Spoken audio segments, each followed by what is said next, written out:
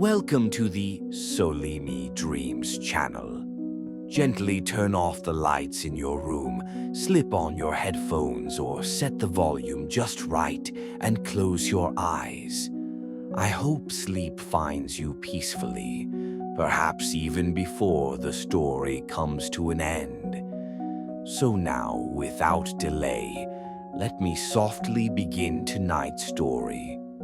100 men versus Silverback gorilla. No one knew where it came from.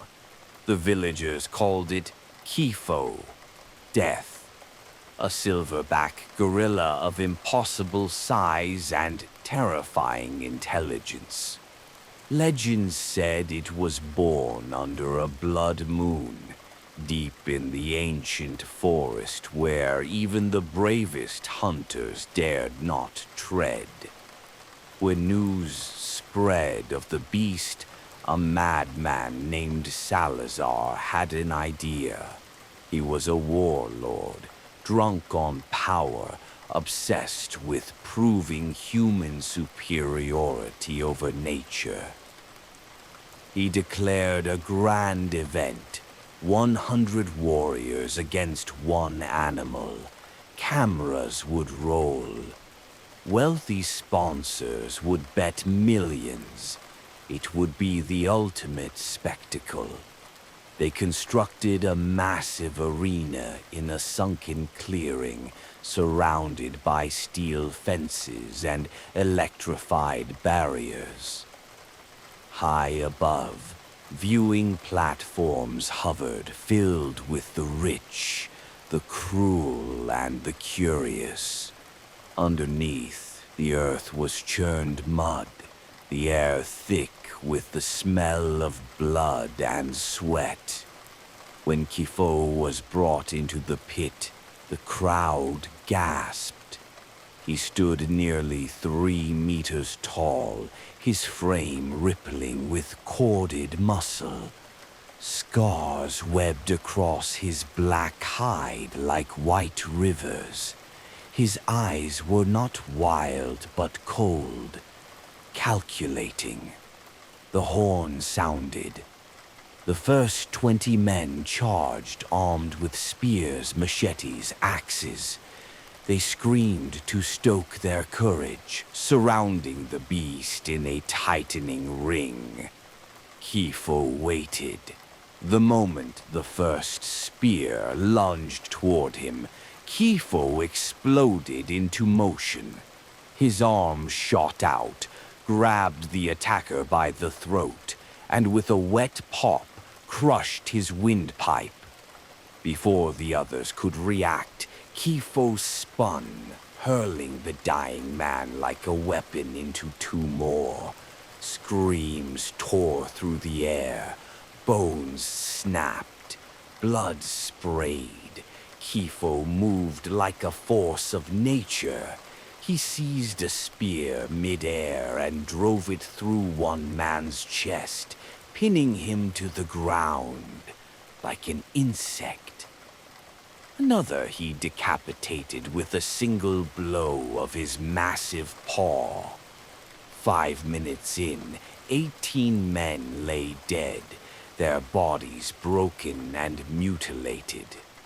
2 survivors fled in terror, only to be electrocuted against the fence. The second wave hesitated. From the platform, Salazar shouted, "Attack! It's just an animal. You are men." Another 40 men poured into the pit, this time with nets, shields, and guns, firing tranquilizers. Kifo roared, a sound that seemed to shake the marrow in their bones, and charged. Nets tangled around him, but he ripped through them effortlessly. Darts peppered his flesh, but his rage burned hotter than any chemical. He tore a shield in half, using its jagged edge to disembowel its owner. Blood flowed like a river. two men tried to climb the fence. Kifo plucked one from the steel like a child snatching a toy, slamming him into the ground until he was nothing but pulp.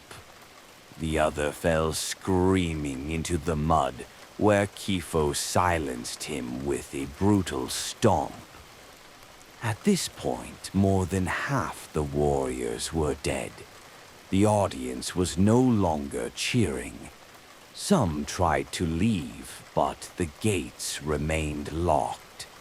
Salazar laughed. Let them see. Let them understand. The third wave was desperate. 30 men in tactical armor, carrying rifles with live ammunition, grenades, and blades. They circled Kifo, firing in disciplined bursts. Blood misted from the beast's body as bullets tore into him. Grenades exploded at his feet, throwing mud and shrapnel. Kifo went down on one knee. A cheer rose. Maybe they could do it. But then Kifo stood again, slower now, wounded, bleeding from a dozen places, but his eyes burned brighter.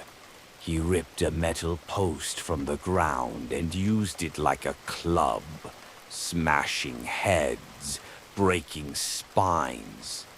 A grenade exploded against his chest.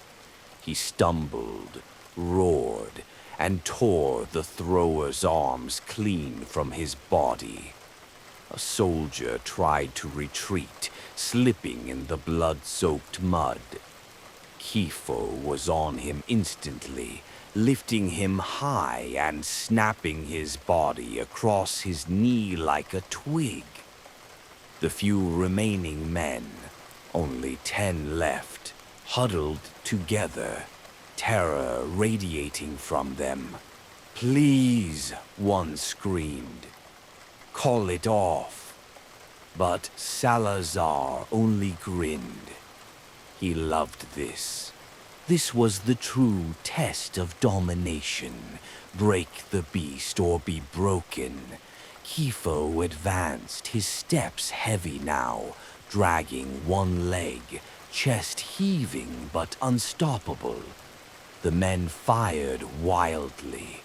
One bullet struck Kifo's eye, blinding him on one side.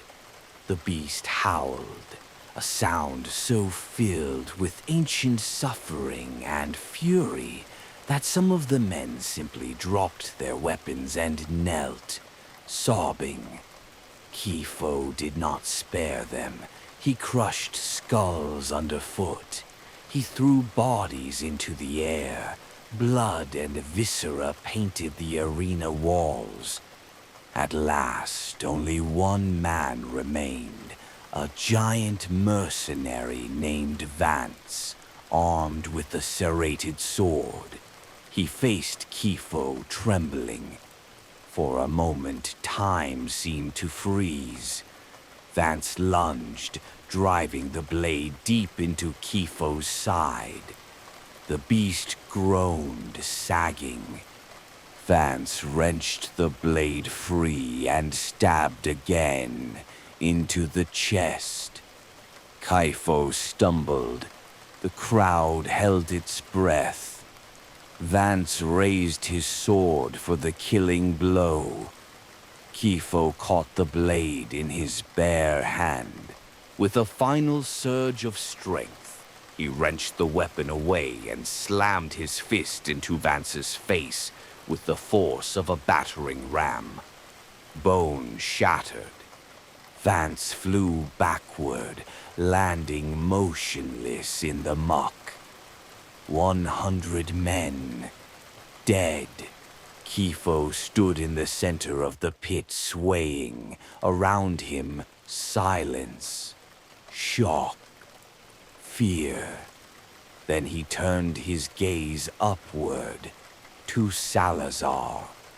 The warlord felt a chill crawl up his spine. "No," he whispered. Kifo bent, dug his fingers into the earth, and ripped a section of the arena wall free. With a mighty roar, he hurled it at the viewing platform. Steel screamed. The structure buckled. Screams filled the air as the rich and powerful toppled from their seats, crushed under debris, electrocuted by sparking wires. Salazar tried to flee, but Kifo was faster. The beast burst through the wreckage, grabbed Salazar by the waist, and lifted him high. Face to face, Salazar whimpered, "You're just an animal." Kifo's broken mouth twisted into something resembling a smile. Then he tore Salazar in half.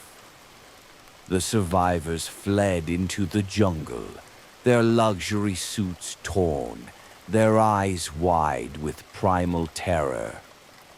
No search party ever found Kifo. Some said he died of his wounds deep in the forest. Others whispered he still lives, a ghost haunting the dark places where men fear to tread. Sometimes late at night in distant villages at the jungle's edge, they hear it. A low, rumbling roar that makes the trees shudder and the earth quake.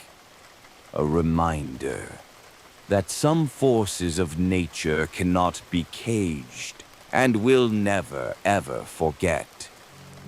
I hope you've already drifted off into a peaceful sleep. If not, I truly hope the upcoming stories on my channel will help you get there. If you enjoyed this one, feel free to subscribe to my channel. I'd be so happy if you liked and shared this video with your friends. It means a lot and gives me the encouragement to keep creating more stories like this.